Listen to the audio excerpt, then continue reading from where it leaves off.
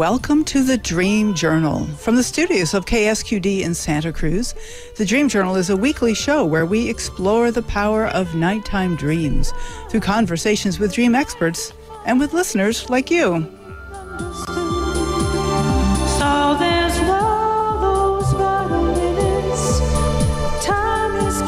A dream can be meaningful even if you don't know what it means.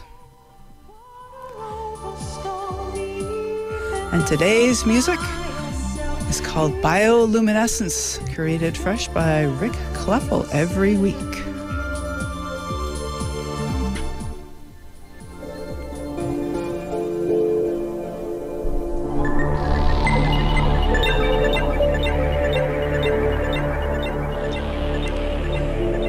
Dreams want to be felt, not interpreted.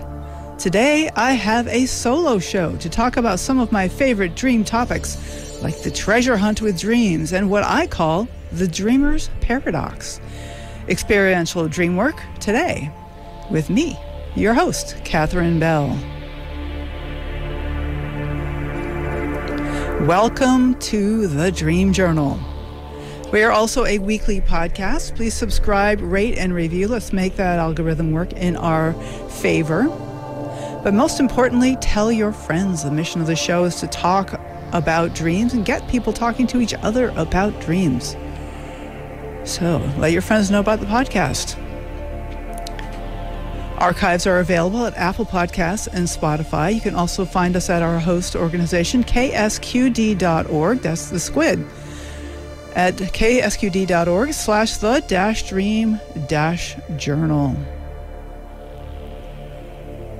All right, well, I'm going to share a dream that I had earlier this week. And in this dream, I see somebody skiing. It's this man just skiing down a slope, kind of tootling along. And I hear this voiceover. This man is blind, and so he's feeling his way and listening to where people are. And like, yeah, but is he really? Like when I look back in the dream, I don't know that I believe that narration because I see him skiing just fine. He's going down the slopes at a pretty normal pace.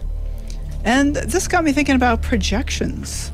And like how the way what a projection does is like it takes something from the past and it moves us into our line of sight. Like, oh, this horrible thing happened to me once. It's going to happen again. I just know it. I know it's going to happen. I'm going to be hurt. I'm going to be abandoned. I'm going to have all these terrible things. And yet, if we get to a place of having very few projections or where the projections are quiet, maybe it is a bit like being blind. Like, what is it about not knowing what's coming? Is there something valuable in not knowing what's coming instead of having these expectations and assumptions? So apparently I'm skiing along pretty well these days, which is a good thing because today is an unexpected solo show. We were expecting to have Jason Altaver in with us to talk about his limiting subconscious beliefs and how dreams help us with that. But Jason lives in Boone, North Carolina, and he is all tangled up in that Hurricane Helene, which is messing up that area. Not only does he have no power at home, but the roads are closed. He cannot get out. So I just hope you're safe, Jason. That's the most important thing. And that gives me a chance to actually hold forth on my own, which I will be doing today. I must say, after 5.5 years on the show, this is, I believe, the very first time I've totally come up without a guest. I've done some deliberate shows, like call-in only shows, where I knew it was going to be just me and the callers, but never have I lost a guest at the very last minute. So I think it's been a very good run of things on this show, almost 280 shows, and this is the first. But I'm ready to vamp. I'm prepared. I had a good 45 minutes to decide what to talk about. And so I'm excited about that, actually. It actually turns out to be a pretty perfect opportunity because I have just finished my new webpage. It has been totally revamped. We even have a contact page now working, so you can contact me through my webpage, experientialdreamwork.com. Big shout out to the Divine by Design team and Drusa Lawson. And it's a beautiful page, amazing images and colors, and all based on, of course, my dreams. So you can take a look at that. This is good timing. That just happens to be, this is my launch of experientialdreamwork.com. So you can look for me there at that webpage. I also have social media, which I post on about the shows, including Instagram and Facebook. And you can follow me there at hashtag The Dream Journal. Nobody was using that hashtag, so I took it over. And that's one way to find out about upcoming shows. And you can look for my pages at Experiential Dreamwork. So I am looking to build up some of my social media followers because within hopefully about a year I'll be looking for a publisher, and publishers love that kind of stuff, to have lots of followers. And I know I've got listeners, but if you've never said follow, go ahead to Experiential Dreamwork on Facebook and Instagram and give it a click. All right, so I'd like to start by talking about what one of my favorite topics in dreaming, which is dreams as a treasure hunt. Like, so many people don't want to look at their dreams, and many people don't even remember their dreams. And when people do remember them, often what they remember are the dreams, the difficult dreams, the dreams that don't feel so good, or the dreams that are boring and just plain weird. And yet I right, they're all weird. That's like a big nod there from my engineer, Rick. There is something, yet there is something there. And so I advocate a kind of treasure hunt mentality. So to realize that within the dreams, even the difficult dreams, there are beautiful moments. There may be peaceful moments, even if they don't last very long. There are people reaching out to us for help. So we can tune into those moments. Like, I have had such a theme. I think I'm finally kind of through this theme of running to catch my airplane. This has been a theme of mine for, a decade. And it's really shifted. I can't remember one of these dreams in the last few months. But there's something like, whenever I'm running to catch the airplane, often there'll be somebody there who is reaching out a hand. Like, maybe there's a travel agent who's going to book me a better flight, but nope, I just keep running. But yet that's the treasure. So even though it's a stress dream and I'm running down the runway, the jetway, trying to get to the plane on time, yet there's somebody helping me. And so I can remember that somebody is helping me. I can feel the sense of support. I can recognize that I do often feel stressed and in a hurry. And yet I can bring tenderness about that. Instead of shame, like, oh gosh, I really should be more calm, right? I really should be more peaceful. I can bring in a sense of tenderness about the stress that I often feel. And it doesn't matter if it's self-imposed or something in the world happens, and because stuff in the world does happen. And yet I can bring in that tenderness. And so I have this little formulation. I wasn't necessarily going to talk about this, but I'm going to bring it since I kind of started it, which is what I call the TLC method of dream work, looking for the treasures by bringing in tenderness and longing and curiosity, the TLC of dream work. So the tenderness is about noticing the difficult feelings, noticing that I'm having them, and that, just letting myself space to feel whatever I feel. And sometimes remembering the things that caused that stressful feeling. Like, I, grew up in a household where my mom had 4 kids within 6 years, or was it 7 years? And it was always a bit of a rush to get everybody out the door. And so maybe there's a way that I'm used to being in a hurry that way. So I can bring in that tenderness, because that was a long time ago, and yet that still lives in me. And then longing, I can bring in a longing for something better, for a sense of peacefulness, for a sense of calm. And so I can bring in a longing. So even those moments when I don't feel that peacefulness, I don't feel that calm, I can recognize that I'm longing for it. And so in the dream, I could hope for that. And then curiosity, TLC, tenderness, longing, and curiosity. There's something about being curious, like, where does that pattern come from? Like I was saying, it reminds me of, being a child and trying to get everybody out the door, get everybody back in the car. You know, there's all these moments when you have to get everybody together. And so that kind of brings in for me a lot of understanding about that dream of being in a hurry. And yet bringing in the dream I mentioned at the top, this recent dream about the supposedly blind man who's skiing just fine. Like maybe as I'm letting go of these projections, that I can actually proceed just fine, without having expectations, without assuming it's all going to go wrong. Because that seems to be, the dreams have been helping me unravel that over the years. So these are part of the treasures that dreams are bringing. And so even those difficult dreams, even those frustrating, mundane dreams can be treasures. I like to think that even the dream itself, like the fact that we do dream is a treasure, that there's something really valuable about that. Research has suggested that dreaming helps us balance our emotional system. So the dreams, even the ones I don't remember, are helping. So somehow these strange stories are helping me come to emotional balance. They're helping me make decisions.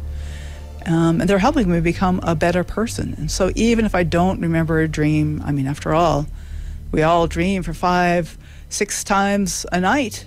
And yet I'm lucky to remember a couple of dreams a week. So that's, most of the dreams I have, I'm not even remembering. And there's plenty of people who just say, I don't remember my dreams. And yet those dreams are valuable. Every animal that has been studied has some kind of period during sleep which can be described as dreamlike.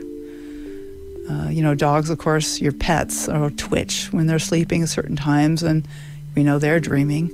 But then even creatures like octopuses and cuttlefish, that they change colors when they're awake in response to danger, and they have periods during their sleep when they start changing colors, even though they're just asleep. So the hypothesis is that they're dreaming. So octopuses seem to be dreaming, and even spiders. Can you believe spiders? Spider scientists brought home all of her spiders during the COVID pandemic and noticed that at night when the spiders were sleeping, that they would go through periods of twitching during their sleeping. So she hypothesizes that they're dreaming too.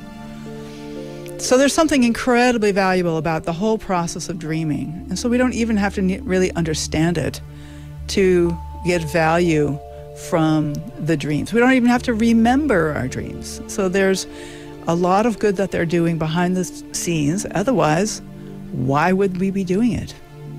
Millions of years after life started on the planet, it seems that every creature that's been studied has some kind of dreaming period. And so there's something valuable, there's some treasure here in the dreams themselves. Just having the dream is valuable. So that brings us to the whole idea of meaningfulness. So like if we have the dreams and they are valuable whether we remember them or not, if they're valuable, even if we never bring them to consciousness, we never talk about them to somebody else, we never write about them or draw about them, or all those things that we say are so good about deepening the dream. What if we don't know what a dream means? Maybe that's all right. Maybe it's not a question of finding meaningfulness. Maybe it's not a question of saying, oh, this dream refers to this waking life experience.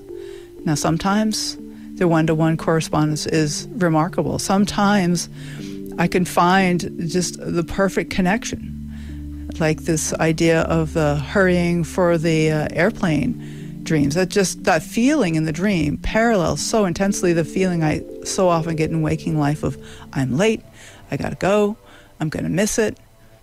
So the feeling is so much in parallel. And yet I gotta believe that there is something valuable even if I never make this waking life connection. I do want to say about this series of dreams that I'd had a dream, gosh, it's been 9 months ago or so, which seemed to create some kind of resolution in the theme. And I have had far fewer of these dreams ever since. And that dream was I'm running down through a terminal, trying to get to an airplane, and I just somehow, maybe I hear an announcement, I don't know, somehow I know I'm not going to make the plane. The plane maybe it's already left. I just suddenly get this idea, it's too late, and it doesn't matter. I didn't get the plane. I missed it. And so I just stop running. I just stop. And I stop standing there in the terminal, and there's this man beside me, like as if my angel finally caught up with me. If I had to stop running before he could catch up. And here he is standing beside me. And then there's like a seam in the dream. There's a shift. And I find myself at a restaurant. At a restaurant in the terminal, I guess. I don't know. Some kind of restaurant. And I just know I can get fed here. And the man's still with me. So there's somehow that letting go of this theme of being in a hurry allowed me to be nourished, allowed me to find connection. And it's true that in waking life there has been a shift in my sense of being in a rush. It's still there, but it's not as strong. I can laugh about it. And yet there's something about that is in many ways the exception. Like I have many of my dreams, most of my dreams, I don't know what they relate to. I don't know about this blind skier on the slope. I don't know what that's all about. I had this theory about, projections and all that. But if I just feel into being that blind man, because of course the parts of the dreamer are the parts of the dream are the parts of the dreamer. So some part of me is like that blind man skiing. There's a lot of freedom and excitement, and I can kind of feel the wind on my face in a way that I don't usually notice when I'm skiing, because I do love to ski. It's something I really enjoy. And there's something there. And so this is a sense of meaningfulness, a sense of sliding along, joyful, not expecting the worst. So there's no real interpretation to this dream, and yet it has deep meaningfulness.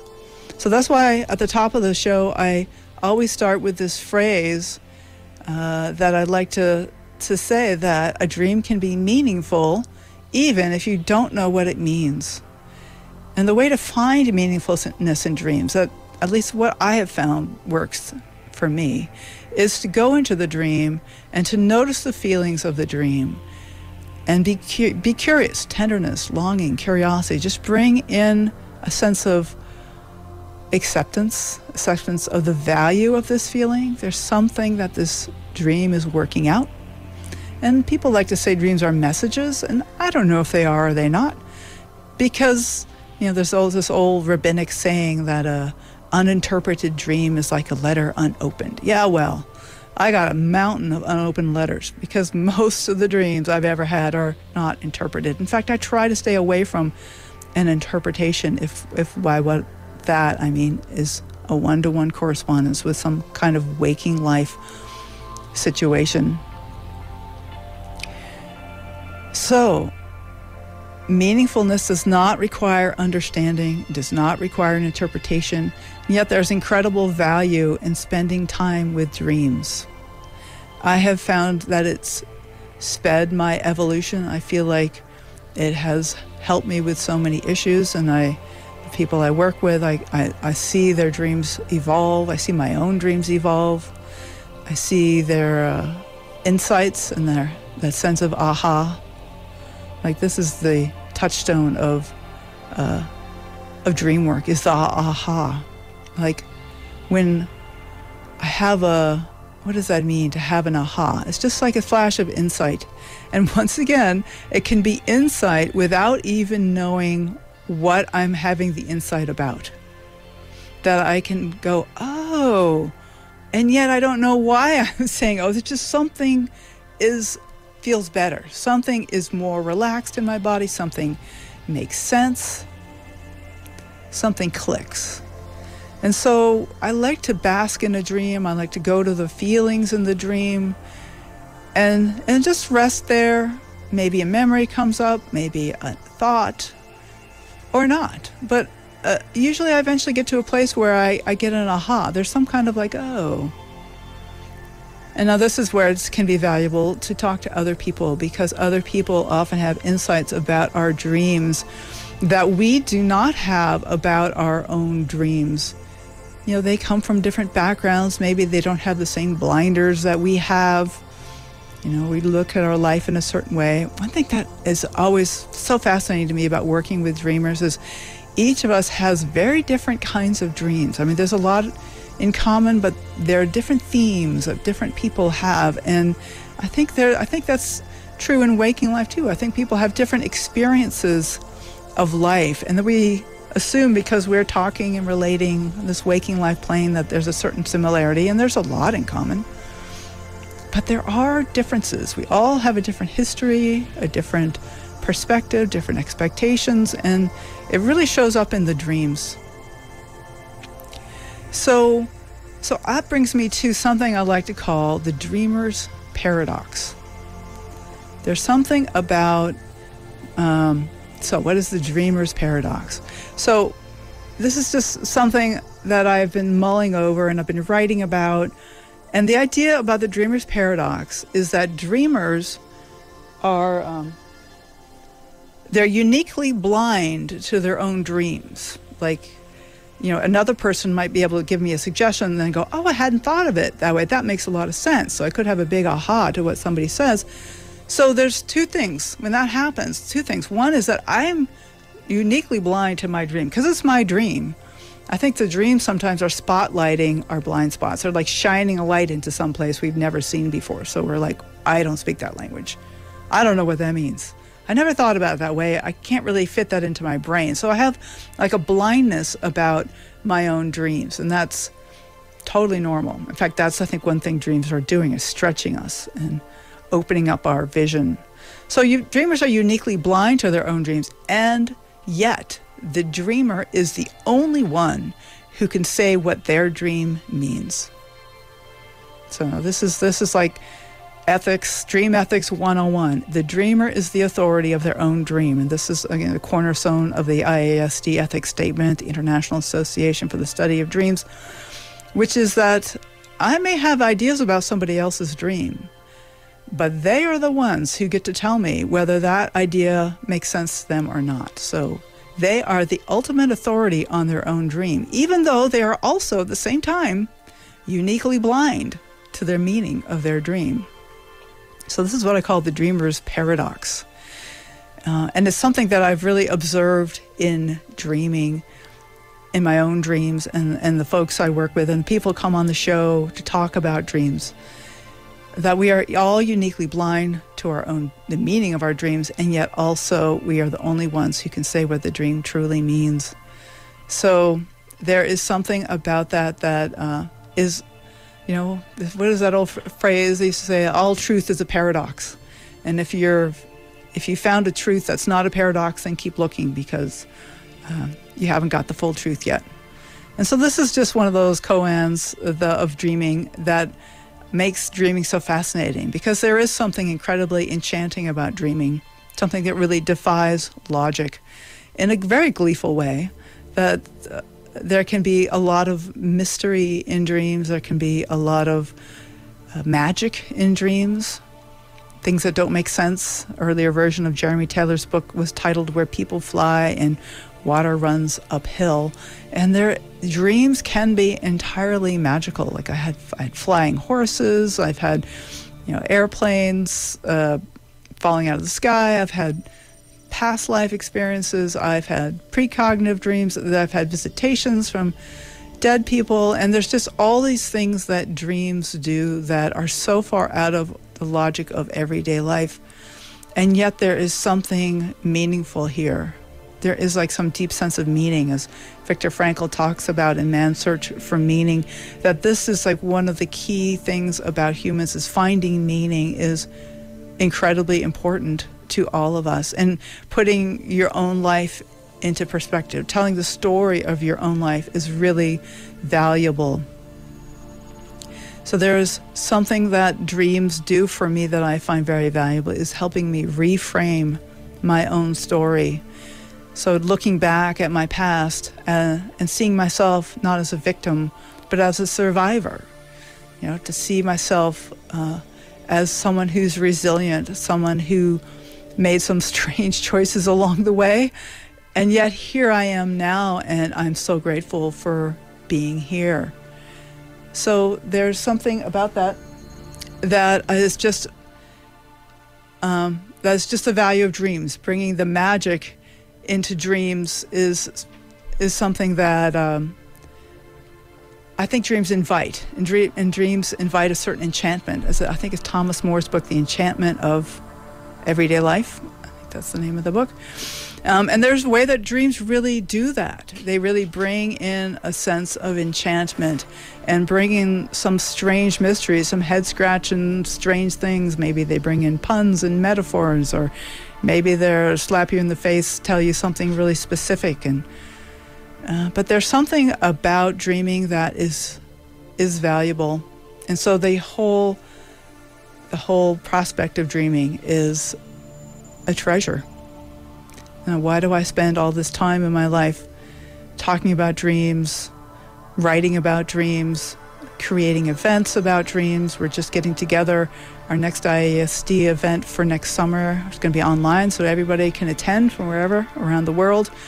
And I'm part of the team of that, and it's a lot of work, and it's just exciting to me to bring people together. We're also doing an in-person event here in Santa Cruz, October 25. And so that will be in person. You can meet other people and talk about dreams.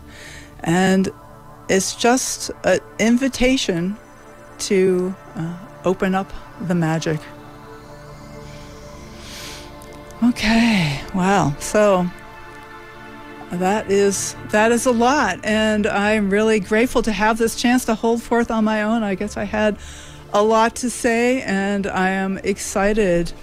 And after the break, we'll be taking callers, so we can get some other voices in here. We also have people in the studio, and I have someone texted me a dream that we can share.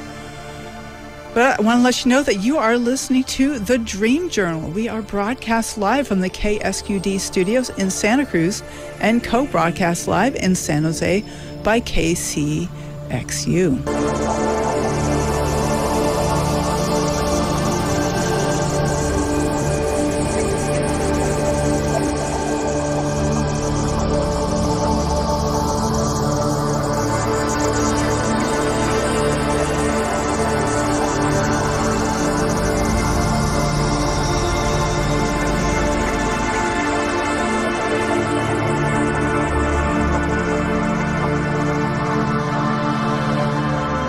Welcome back. This is The Dream Journal, and my name is Katherine Bell, and I want to let you know about our far-flung listeners. It's always fun to see who's listening online.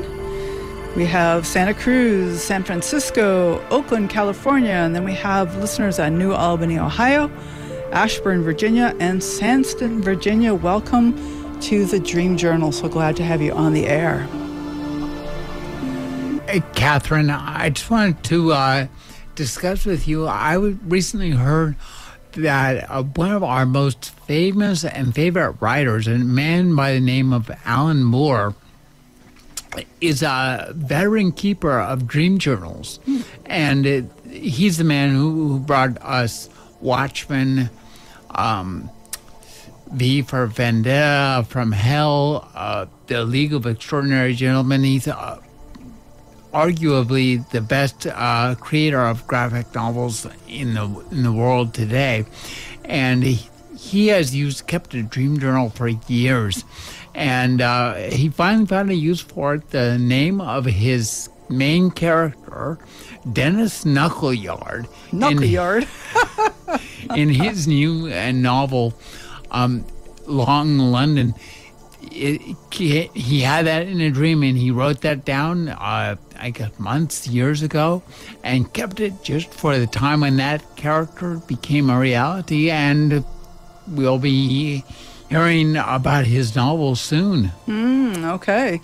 Yeah, dreams are very valuable to artists. I mean, certainly visual artists, but also people who write stories and poems. I've had poets on the show fairly frequently telling me that they regard their dream journal as their primary source of inspiration for poems. And so there is a lot of creativity and also stories. Of course, Mary Shelley wrote Frankenstein based on a dream, I believe, and also Dr. Jekyll and Mr. Hyde. There's been a number of stories based on dreams that are very famous, very well known. So that's great. I'd like to hear more about this guy's books. Maybe I should look them up.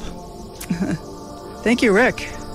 Well, he's a wonderful author, and I think one of the things that dreams allow us to do that also fiction allows us to do is to externalize the conflicts within us and outside of us that are difficult to talk about, and to turn those conflicts into narratives and into stories, even though in dreams they're very unusual stories. And that's a way of talking about the forbidden. Yes, talking about the forbidden. Oh, I love that. Dreams will go there. Yes, they will. Talking about sex. Now we're talking about poop. Yeah, their dreams will go there. And the difficult experience that you had that you never want to think about, guess what? You're dreaming about it. So they do go there. Thank you, Rick. I appreciate those insights.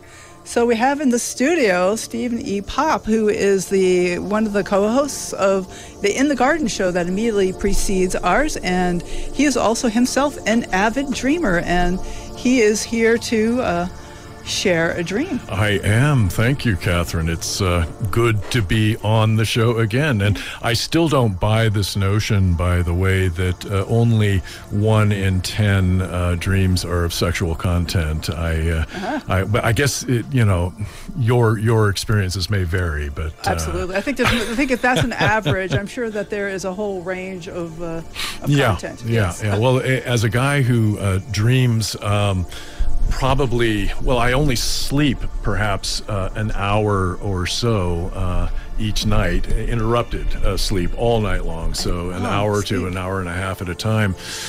So I go through dream cycles constantly, and some of the types of dreams that I have, there's the standard sort of just stress dream, where things pop up and it's a small weird event or something. Then there's the sort of journey dreams. But one dream that I had recently that is really, it was a very more heavy content and detailed. And I used to live in this house up in the mountains in Greenville, California, which is burnt to the ground a couple of years ago. It's all gone. But that house shows up in my dreams quite frequently. And in this one particular dream, I was in that house, but the house had changed. It was much larger, and it almost appeared to be a Victorian-style house, which it was not. And I'm in the house, and there's a party going on. And all of these people are dressed in tuxedos and almost look as though they are of a Victorian period. And I'm feeling very out of place.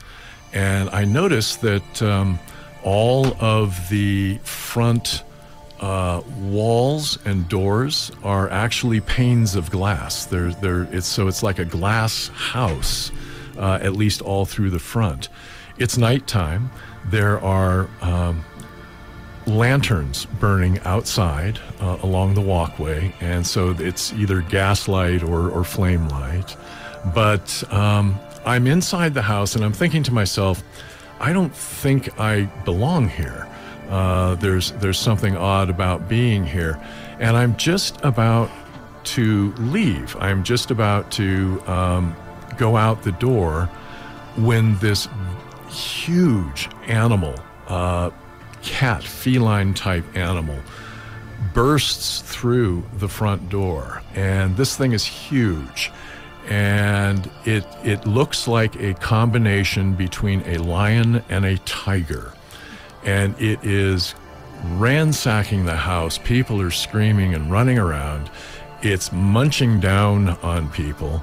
And I'm terrified. And I find a little, almost like a closet space but still with glass walls and curtains. And I'm pushing myself into a corner as best I can. And I see this thing go by me, and it's pushing its head against the door. And I know it's going to get in, and I'm pushing it with all my might against it. And all of a sudden it stops, and it's just gone around, and it finds the back door, so to speak, and it's there. It's on me. At that moment, I try to grab its head, and I realize it's just a big cat, and I start rubbing its nose, and it starts purring. It stops its attack, and I think to myself, okay, I can't let go of this thing, but I can't stay here. So I pick it up. I'm actually able to pick this monstrous beast up. It's a dream. Right. And I'm carrying it out the walkway away from the house. And that's kind of how the dream ended. Was just me having, I don't know, confronted this fear, whatever it was, and then carrying it away out into the dark, rubbing its nose, which felt like sandpaper, and that was that. Wow. Okay. A little strange. That is interesting. So what's it like to talk about the dream now? What's coming up for you as you share the dream here? Well, I'll tell you the first thing that came up when I actually thought about the dream the next morning was that I didn't know what this beast was, and I've never heard of a cross between a tiger and a lion. Well, guess what? They exist. They're called ligers, and they were first bred in like 1780 something, and they were thought to be sterile. You know, the males were sterile, but they exist. There are these lion-tiger crosses that do exist, and they look mostly like a lion but have stripes and that sort of thing. So that was the first revelation for me, that I had never heard of these things. But sharing the dream right now, it does bring up that whole thought process that I go through when why am I in this house again, and why does it resemble in certain respects another house that I lived in as a child that had some glass walls. It had like a what would you call it, a solarium off of one side of the house with these glass paned walls and that environment.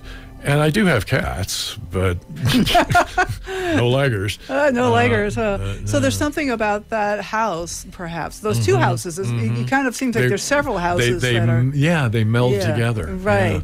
Right. And your houses are interesting in dreams. It is fairly common to have a house that looks... that in my mind is like, say, my childhood home, and yet it looks nothing like it. And yet but that's somehow very clearly, this is that house. And... so I would be thinking about the things that happened in that house. Right. And is there something coming up for me that... Well, that's an interesting thought. Both of those locations, the one in the mountains and the one that I grew up in that had the solarium, they were beloved homes that I had to give up.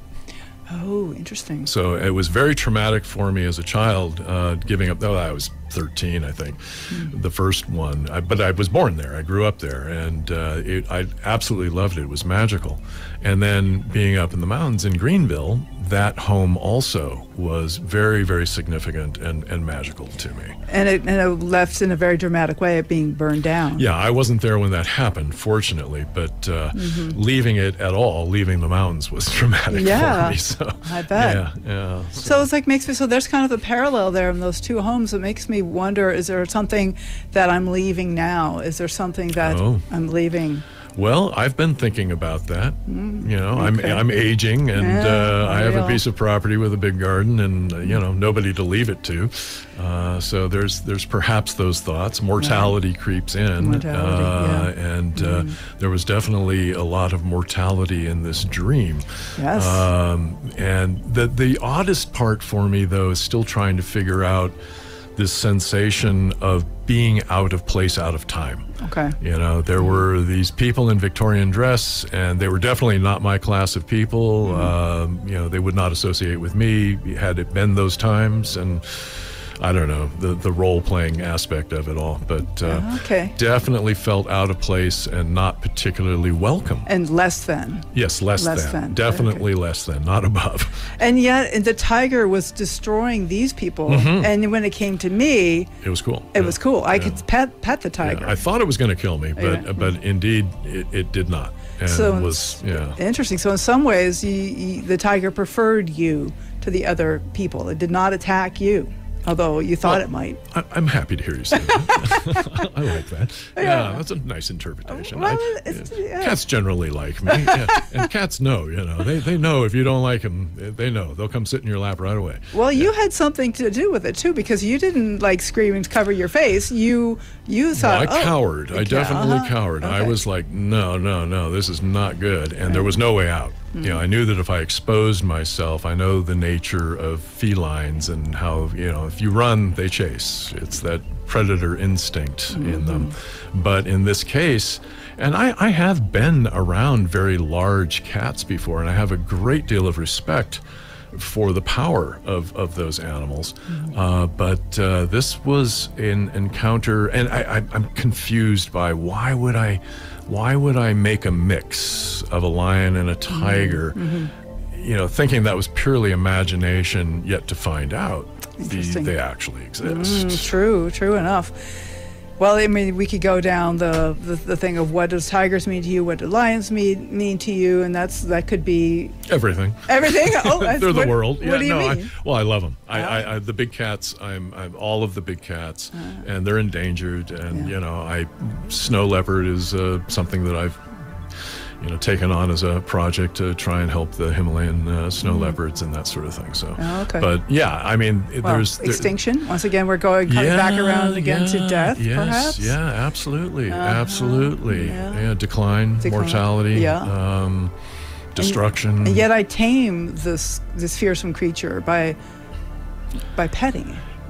Yeah, but I also felt great trepidation. I mean, I'm carrying it like I'm carrying a stick of dynamite or something, or nitroglycerin. You don't know. It's like a tiger by the tail, but you had a tiger by the head. By the nose. By the nose. Yeah, so to speak. Right. As long as I give Kitty some rubs, then we're good. But the minute it stopped, and I'm quite glad I woke up.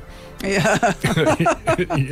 That can be good to wake up sometimes. I think so. Yeah, but it sticks with me. That one sticks with me. Yeah, no, I can see why. It's very powerful. I take great comfort that I found a way to tame the tiger. I found a way to make friends, even though I don't quite trust it. I mean, there was that old thing about the monster in your dreams, and stopping at some point and turning to it and saying, "Hey, what do you want?" Right. And the monster says, "Hey, it's your dream." Right. You tell me. You tell me. But making friends with the monster under the bed, so to speak. So you have really done that. I have. And so taking that to what we were talking about before. Now, it's not a one-to-one correlation, but is there a way that I'm starting to make friends with the idea of death? Well, I'm working on it every day. Yeah. It's a daily meditation. Well, it seems impermanence and all of that. It has to be. Something's sinking in because and I'm getting older, and it's all. There are issues with age, as we know. As we know, exactly. Yeah, no, this is a gorgeous dream, and I really it's like maybe that final image might be something to ponder of holding the head of the tiger and petting it, but so feeling afraid to let go of it. Absolutely. And yet, in the moment, I'm safe, but I'm afraid to let go. Like the head even makes me think about my thoughts, or like, am I holding my head? Yeah, and the head was bigger than my own. Wow. It was just, it was huge. And the fact that I could actually carry it, but again, that's dream physics, right, so to speak. Yes. The things we can do. But So just staying with the feelings of the dream, and like be curious about the sense of not belonging. The question of, and the last scene when you're holding the cat's head and petting it, do you still have that feeling of not belonging, or is that just? I have the feeling that I have accomplished what I needed to do, was to get away from these people in this house. Oh, okay. So maybe the tiger was helping me get away from these people. Well, it gave me an excuse, if nothing else. And did I feel like I was saving them all from more destruction or something? No, that didn't really enter my head. No. But they were pretty destroyed. I mean, there was some graphic violence in the dream. well, maybe I don't need those people anymore. Maybe I don't need that sense of less than anymore. Maybe I'm getting rid of the aristocracy and hierarchy and all of that kind of thing, perhaps. It's not about them. It's about me here. It definitely was about me. And having that, that fear and trying to overcome it, but then that longing sensation for the place and knowing that it's gone, knowing they're both gone. Right. Forever. They're demolished. It's gone. So, as will we all be gone someday. True enough. Yeah. Well, our energy will be converted. That's it. Yeah. Star stuff. Yeah. We don't know. It's the one thing that's totally inevitable, and yet we know nothing about. There's a lot of theories. True. But it's inevitable.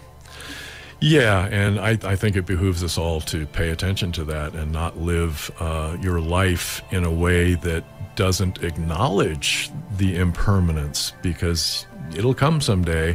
And I think that, the fear perhaps of mortality gets in the way of living our lives to their fullest. Well said. That's beautiful. As it can be a very deep spiritual practice, too. Absolutely. Well, it is. And for Tibetan Buddhism, it is a spiritual practice and a daily practice in meditation. The acknowledging of death. Yeah, impermanence. And I don't go sit in the charnel grounds or the cemetery, but I'm sure there are people who do that. There are. But, the dreams brought that to you. You didn't have to. That's right. No, there was plenty of carnage right there. Yeah. Okay. Yeah. And I guess maybe there was something about the carnivore aspect that, cats are obligate carnivores. They don't make good vegetarians. No, they have to eat meat. That's the only thing they eat. Right? They do. Whereas we have the option. We have the choice. Yes. So, interesting. Well, lots of tangents there. But thank you for letting me share that with you. Steve, thank you so much. It's good to have you on the show. Terrific. Excellent. Thanks again. Okay.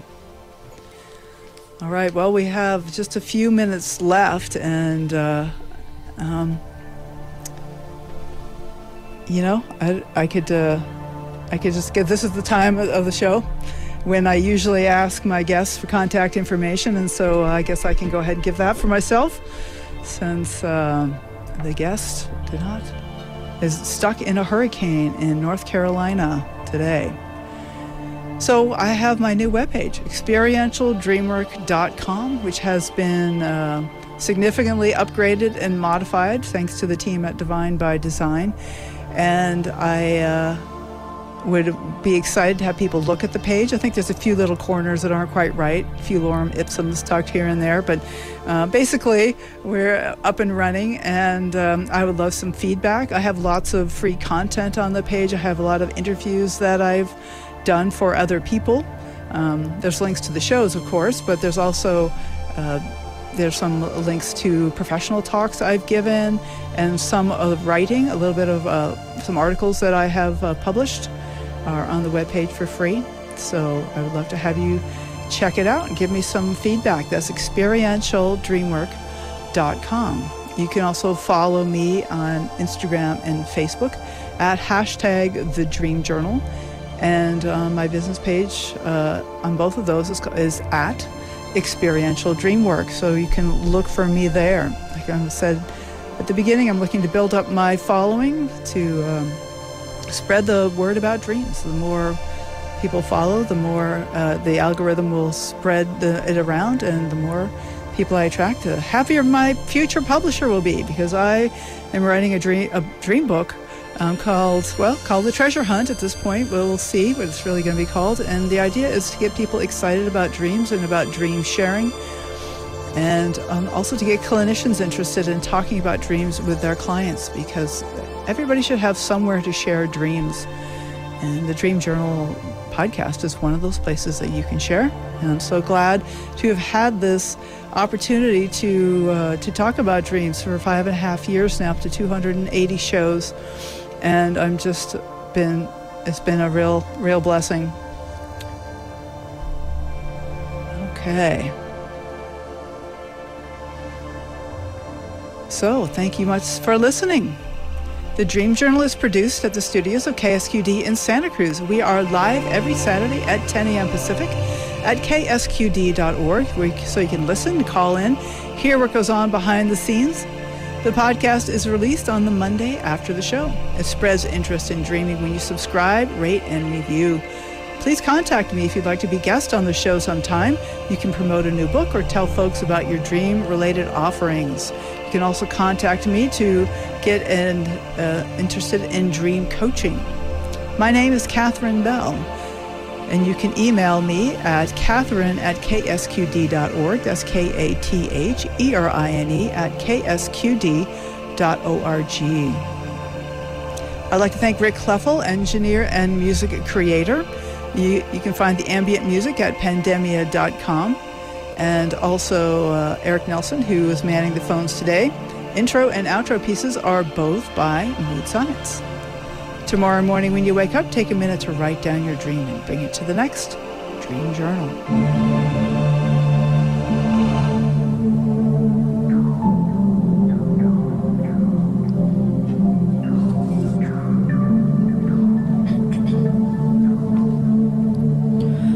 Where you've come from is gone. Your